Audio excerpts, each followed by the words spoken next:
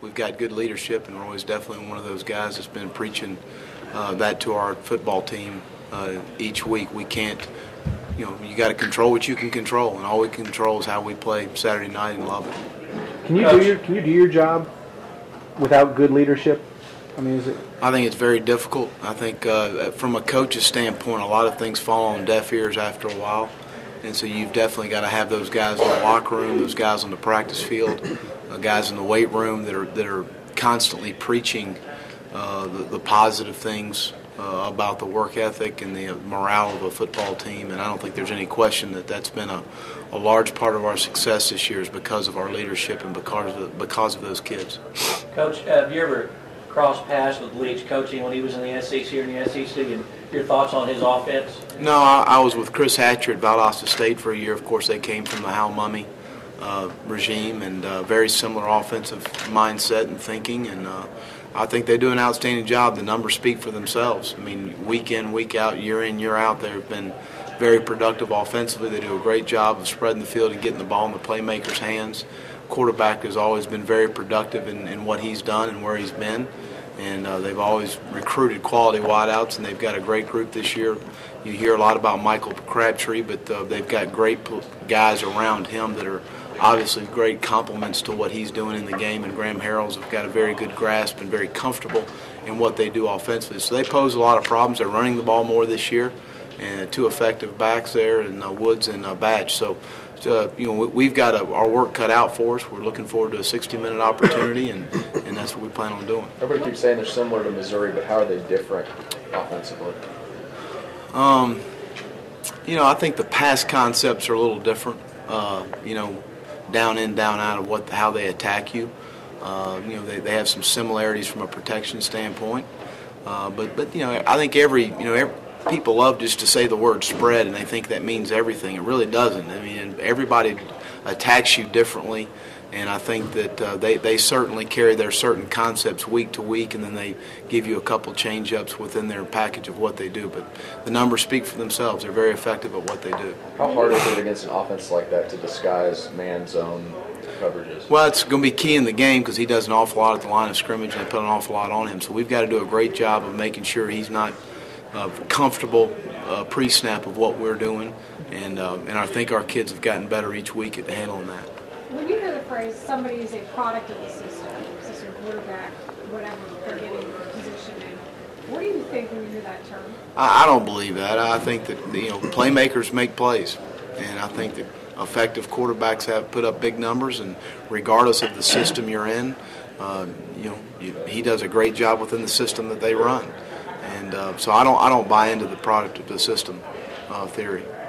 Does the fact that you guys did so well against Missouri splits, does that give you any confidence, or does that help make it easier with the guys?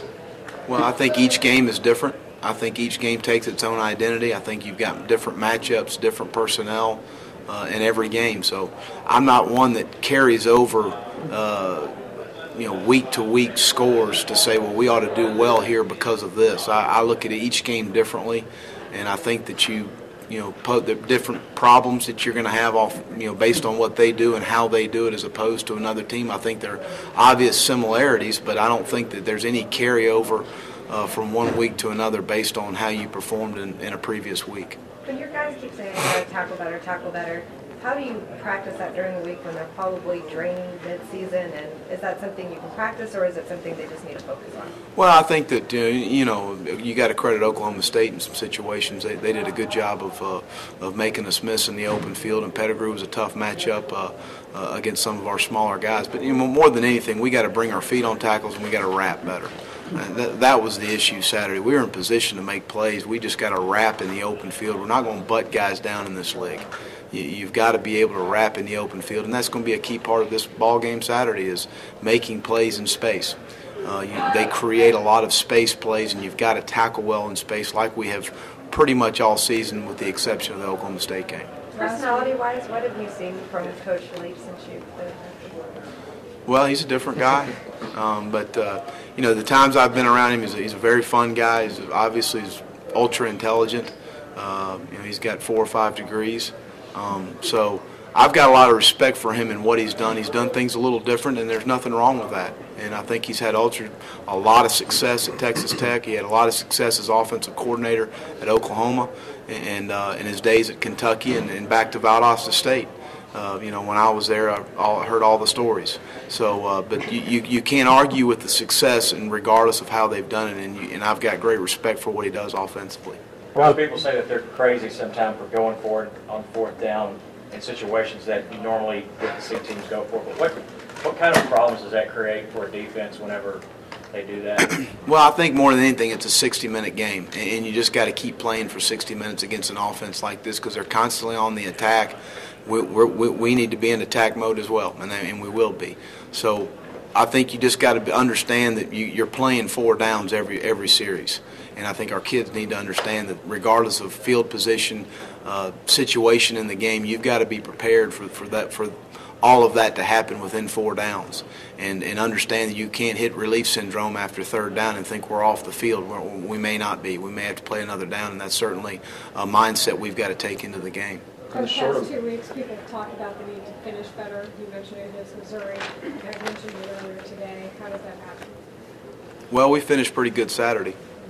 So I think that more than anything, maintaining focus for 60 minutes, just doing the little things right, tackling well, leveraging the ball the right way, great communication in situations, and as long as we do those things, I think we'll play well for 60 minutes.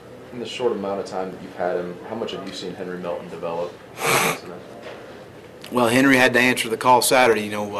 My fault on the first touchdown. I was trying to sub some guys to get some guys in the game and get fresh legs. Oklahoma State recognized the substitution, and anytime we did that, they went immediately to the line of scrimmage. And the rule basically states as long as they don't change personnel, they can snap the ball at any time. If they change personnel, we have an opportunity to match personnel. And they did not change personnel on that snap. I tried to get some fresh guys in the game. So we were limited a little bit with substitution because of the no huddle, because every time we tried to change personnel, they obviously were going to quick snap us. So that's why we were stuck in some situations, and Henry answered the call. He had an outstanding game. He was player of the game defensively along with Earl Thomas, and really had 3 sacks, rushed the passer well, played the runs well, and real pleased with his performance. And he's played well for us all year, and he needs to play well again Saturday night. How difficult is that transition from running back to defensive end? Oh, it's tough. I mean, everybody talks about freshmen playing. The closer you are to the ball, the faster it all happens. And your instincts have to take over. And the amount of repetitions you get, the better you're going to get at anything. And I think that, you've moved from a really instinctive position at running back and kind of letting things happen in front of you. And now suddenly you put your hand in the dirt, and when that ball turns over, it's happening fast, and it's big bodies it's happening with. And that's why it's tougher for freshmen to play, and you really got to look at it as him being a freshman last year when the move was made. All new terminology, new position, but more than anything, lining up across from a 300-pounder that's coming off the ball, and you've got to play the block, get off the block, understand your assignment, your alignment, total new techniques being taught. And he's really bought in. He bought in during the spring, and he's had a good year for us this year.